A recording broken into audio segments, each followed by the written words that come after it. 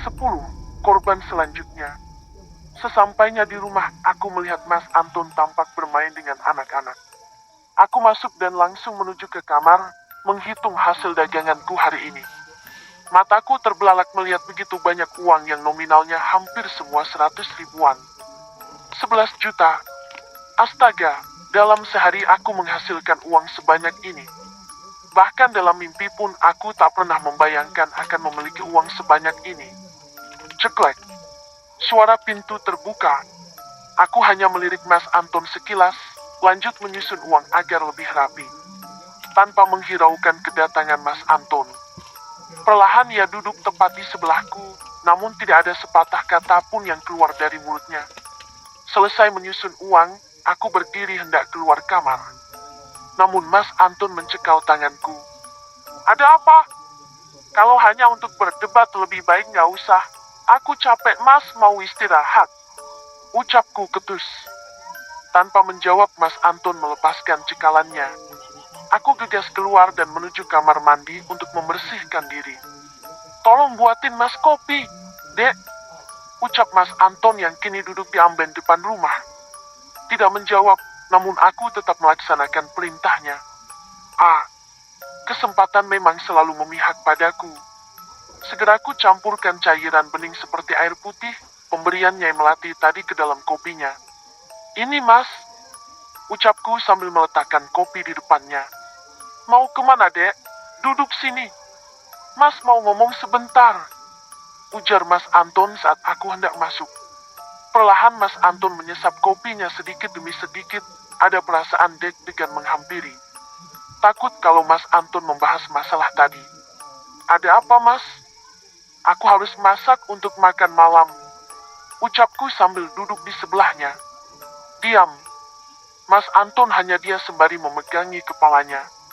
Mungkin efek dari cairan yang kucampurkan ke dalam kopinya tadi sudah bereaksi. Kamu mau masak, Dek? Ya udah Mas, bantu ya. Seketika sikap Mas Anton kembali melembut seperti biasanya. Aku tersenyum dan mengangguk. Baguslah. Entah apa yang diberikan Nyai Melati, yang pasti saat ini aku aman.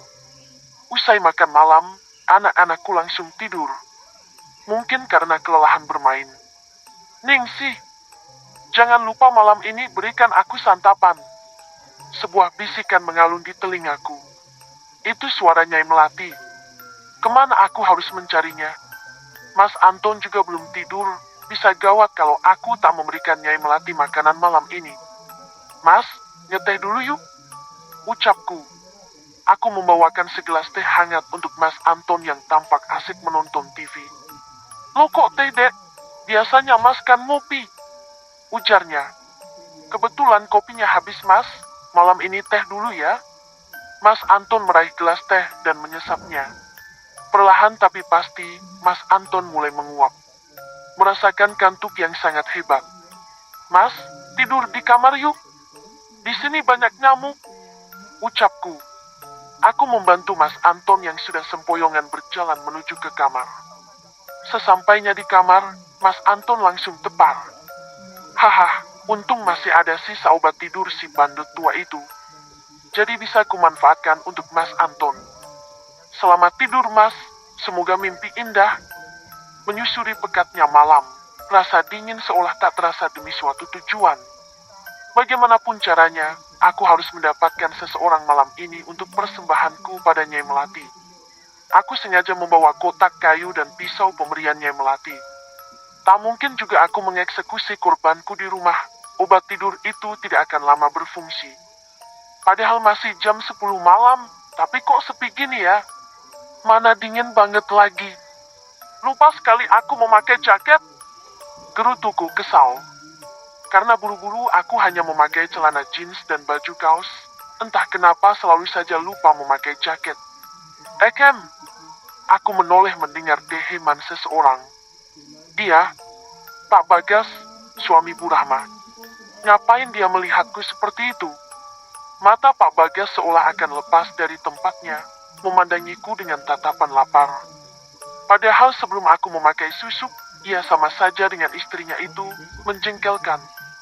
Tapi kenapa susuk itu masih berfungsi? Tapi kenapa Mas Anton menolak ucapanku? Membingungkan memang. Mau kemana, Dek? Ningsih, malam-malam gini kok masih berkeliaran? Ucapnya tepat di telingaku. Hembusan nafasnya sangat terasa menyapu tengkuk leher. Idih, Dek. Dek, ketahuan istri mampus loh. Ada urusan, Pak. Pak Bagas sendiri ngapain malam-malam begini masih di luar? Tanyaku celingak-celinguk mencari apakah ada Bu Rahma juga.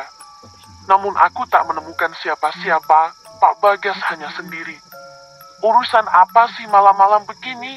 Bahaya loh wanita cantik keluyuran. Jangan panggil bapak dong, kesannya gimana gitu? Ucapnya genit. Risih banget sebenarnya, tapi kenapa aku gak manfaatkan saja dia? Mampus dah si Bagas, biar tahu rasa si Rahma jadi janda. Mau cari makanan aja sih, Mas? Ucapku memberi alasan. Terpaksa panggil Mas, biar dia senang. Mas sendiri ngapain malam-malam keluar rumah? Gak kelunan sama istri? Tanyaku. Bosen di rumah, si Rahma ngomel mulu kerjaannya. Ucapnya. Oh, aku hanya beroria saja. Gak ada gunanya juga mengurusi rumah tangga orang. Dengar-dengar Dek Ningsih ada usaha catering ya? Tanya Bagas. Bukan catering sih sebenarnya, hanya usaha kecil-kecilan. Kebetulan tadi Mas dari tempat catering langganan, dia membatalkan order karena anaknya sakit. Gimana kalau kamu saja yang isi catering ulang tahun anak saya? Karena acaranya 3 hari lagi saya jadi kewalahan nyari cateringnya. Wah, rezeki nomplok nih. Tapi kalau ku terima, gagal sudah aku menjadikan Bagas mangsa selanjutnya. Batinku. Gimana, Dek? Mau kan? Tanyanya lagi. Memangnya mau menu apa untuk acaranya, Mas? Berapa porsi? Nasi kotak saja, simpel dan praktis. Untuk lauk pauknya terserah Dek Ningsih saja. Tapi, gimana kalau Bu Rahma menolak makanan dari saya? Bisa saya atur itu. Ucapnya meyakinkan. Butuh berapa kotak, Mas? Tanyaku. Acaranya cuma kecil-kecilan, hanya mengundang tetangga dan saudara dekat saja. Sepertinya 100 kotak cukuplah. Ucapnya. Ya sudah, tapi saya hanya bisa menyediakan rendang dan beberapa sayur pendampingnya. Gimana? Boleh. Untuk harganya kamu atur saja, Dek. Nih saya kasih DP berapa? Tanyanya sambil mengeluarkan beberapa lembar uang dari dompetnya. Berapa saja terserah. Ucapku. Saya DP 3 juta ya. Sisanya nanti saat sudah selesai. Aku hanya mengangguk sembari menerima uang itu. Lumayan. Kalau begitu saya antar ya, Dek. Udah malam bahaya loh. Ucapnya menawarkan tumpangan. Gak usah, Mas. Aku mau langsung pulang saja. Lagian gak enak kalau ada yang lihat. Ya sudah, kalau begitu abang pamit dulu ya. Ucapnya sembari mencolek daguku dengan genit. Kalau saja gak menguntungkan sudah kucincang kau. Tunggu saja saatnya. Setelah Bagas pergi, aku kembali memikirkan misiku yang belum tercapai. Malam kian larut, bagaimanapun caranya malam ini aku harus mendapatkan seseorang untuk kutumbalkan. Kaki terus melangkah meski tanpa tujuan. Hari semakin malam, suhu udara semakin dingin menembus kulit hingga ke tulang. Mau kemana, Neng cantik? Sendirian aja. 2 orang laki-laki berpenampilan acak menghadang langkahku. Badan penuh tato di mana-mana, satu berambut gondrong, dan satunya lagi botak licin. Sedikit gentar melihat 2 orang itu. Kalaupun aku lari, semua akan percuma. Bang, mau nyari teman aja. Bosen di rumah. Ucapku genit. Mengerling beberapa kali, hingga 2 berandalan itu menyeringai penuh kemenangan. Mending kita senang-senang cantik, daripada sendirian. Ucap salah si botak. Ogah banget. Mana badan mereka bau banget lagi. Buaya pun belum tentu mau memakan dagingnya. Boleh juga tuh, Bang. Kebetulan aku lagi pengen. Ucapku dengan nada genit. Pengen menghabisi nyawa kalian berdua tentunya. Batinku. Tapi apa abang punya uang untuk ke hotel? Masa ia di semak-semak? Ucapku. Gimana bro? Kamu pegang uang gak? Rezeki men. Sayang kalau disia-siakan. Bisik-bisik mereka, namun masih bisa kudengar. Gak ada lah. Gimana dong? Ucap si gondrong. Ya, lewat dang, mana ceweknya cakep bener. Jawab si botak. Kem, daripada pusing mikirin tempat, gimana kalau kita ke rumahku saja? Tapi memang rumah itu sudah lama kosong, jadi sedikit kotor. Seketika mereka menoleh dan mengangguk dengan riang. Tapi, kalian cari alasnya dulu. Kardus atau apalah. Ujarku lagi. Kamu aja yang cari, aku jagain dia. Nanti dia kabur lagi. Ucap si botak pada gondrong. Si botak pun pergi mencari apa yang kuminta. Kalau begitu, aku ke apotek dulu ya. Mau beli obat kuat. Ucapku pada si gondrong yang tampak mengawasiku. Aku ikut, buat jaga-jaga. Jawabnya. Tunggu di sini ya bang. Malu nanti dilihatin orang-orang. Ucapku, bisa gawat kalau dia ikut masuk. Tapi jangan coba-coba kabur ya. Ancamnya. Kalau mau kabur, udah dari tadi kali. Lagian bisa aja nih aku teriak biar orang-orang gebukin kamu. Mikir dang. Ucapku ketus, ia hanya mengangguk sembari nyegir. Giginya jorok banget. Entah sudah berapa tahun gak disikat. Aku masuk ke dalam apotik, membeli apa yang ku cari. Tentu saja bukan obat kuat. Nanti juga mereka akan tahu. Hahaha. Sudah, ayo kita ke rumahku. Kami melangkah ke rumah yang ku maksud. Tentu saja bukan rumah kontrakanku. Ternyata si botak sudah menunggu, membawa begitu banyak kardus kosong. Tanpa banyak basa-basi, kami langsung menuju rumahnya Melati. Disinilah aku akan menghabisi kalian para bajingan. Ini rumahnya Neng. Ini kan rumahnya angker. Ngeri. Ucap si botak, sementara si gondrong tampak bergidik ngeri sembari memperhatikan sekitarnya. Ya elah bang. Tato di mana-mana tapi takut hantu. Ucapku meledek. Bukan takut, tapi memang rumah ini banyak hantunya. Ucapnya berkelit tak terima dikatain penakut. Gak ada bang. Ini rumah sudah saya beli. Ayo masuk. Aku sudah gak tahan. Aku masuk terlebih dahulu. Mereka pun memutuskan ikut masuk demi mengincar sebuah lubang buaya. Dasar bajingan memang. Di dalam rumah ini begitu gelap. Ternyata listrik di rumah ini telah diputus oleh pihak PLN. Mungkin karena lama tak dibayar. Aku menyalakan flash ponsel bututku. Cahaya yang hanya menerangi beberapa bagian saja. Aku menyoroti wajah kedua bajingan itu. Tampak mereka saling berpegangan tangan. Ternyata preman juga punya rasa takut pada setan. Kalian punya HP gak? Tanyaku. Si botak mengangguk sementara si gondrong menggeleng. Hidupin flashnya dong bang. Biar terang. Si botak pun langsung mengeluarkan ponsel dan menghidupkan flash. Lumayan terang. Ternyata dia punya handphone bagus juga. Aku langsung menutup pintu dan menguncinya. Dua orang itu masih berdiri ketakutan. Geli juga melihat dua orang yang saling berpelukan itu. Aku mengeluarkan sesuatu dari saku celana, dengan cepat menyemprotkan ke wajah dua bajingan itu. Apa-apaan ini? Ucap mereka sembari berontak. Seketika aku panik dong. Kenapa belum bereaksi juga tuh obat bius? Aku mematikan flash ponsel dan berlari untuk sembunyi. Gak rela kalau aku dijamah dua bajingan itu. Gawat kalau bius ini gak berfungsi. Kurang ajar. Apa yang mau dia lakukan? Apa itu tadi? Sialan. Aku mendengar umpatan mereka. Kakiku rasanya lemes. Berdiri pun seolah tak mampu. Mending kita keluar aja bang. Kayaknya tuh cewek ada maksud lain. Ujar si botak. Tentu saja kalian gak akan bisa keluar. Pintunya kan sudah kukunci. Dikunci bang. Ujar si gondrong panik. Kurang ajar. Ayo kita cari dia. Akan kucincang tubuhnya kalau ketemu. Badanku kian bergetar. Bagaimana kalau mereka menemukanku?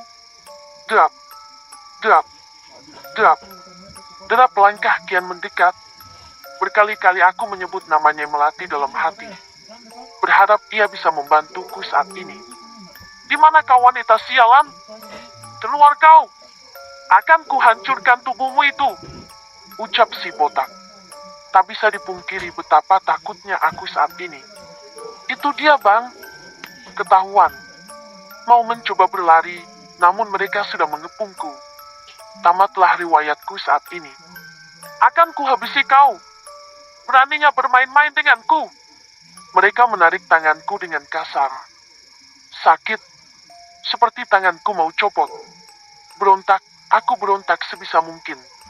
Namun tentu saja kalah dengan dua laki-laki yang berbadan kekar itu. Ampun. Sakit, lepaskan. Teriakku namun tidak diperdulikan oleh mereka. Badanku bergetar saat tangan itu mencekik leherku, hampir kehabisan nafas. Namun tiba-tiba, beraakik. Aku menghirup udara dengan rakus, kukira inilah akhir dari segalanya. Melihat dua orang yang sudah tak sadarkan diri, menggerakkan tubuhnya dengan kaki, memastikan bahwa sudah benar-benar pingsan. Diam, tak ada pergerakan, menandakan mereka sudah benar-benar tidak sadar. Aku bisa bernafas lega, lama juga reaksi obat ini. Penjaga apotek bilang ini yang paling bagus, hanya butuh 1 menit sudah beraksi. Ini hampir 10 menit baru bereaksi, aku ditipu. Tak apalah, setidaknya masih berguna. Aku menatap dua orang itu, emosiku menggebu mengingat perlakuan mereka terhadapku. Beraninya menyentuh bahkan hampir membunuhku. Lihat saja, akan ku buat kalian merasakan sakit yang sesungguhnya. Tanpa buang-buang waktu, aku langsung menggores pergelangan tangan si botak, tangan yang tadinya mencekik leherku. Seketika darah segar mengalir deras. Aku menampungnya dengan kotak kayu hingga penuh. Nyai Melati, nikmatilah santapanmu malam ini. Tanpa ampun aku merobek dadanya, mengambil hati yang masih hangat dan memasukkannya ke kotak. Selesai. Tinggal menaruhnya di tempat aman. Setelah misiku selesai, aku menyusuri rumah ini. Melihat setiap ruangan, ada 3 kamar dan 2 kamar mandi. Di bagian dapur juga sangat luas, namun mataku tertuju pada ruangan yang ada di sudut bagian dapur. Merasa tertarik, aku pun membuka ruangan itu. Hanya sebuah gudang ternyata. Tapi kok ada lemari? Aku menyoroti lemari besar yang masih tampak kokoh itu, melihat sebuah tombol di bagian sudut. Aku menekan tombol tersebut, seketika lemari bergerak dan terpampang sebuah tangga. Aku menuruni anak tangga, penasaran apa yang ada di bawah sana. Hanya berbekal senter handphone, aku tidak bisa melihat dengan jelas. Mungkin besok saja aku melihat isi ruangan bawah tanah ini. Kembali aku naik, melihat kotak yang tadi kuletakkan di bawah sofa, ternyata sudah habis. Cepat juga Nyai Melati kalau masalah santapan. Giliran menolongku tadi dia tidak hadir. Lantas, mau kuapakan kedua orang ini? Belum puas rasanya aku menyiksa mereka yang sudah beraninya hampir membunuhku. Sebaiknya aku jadikan tawanan saja.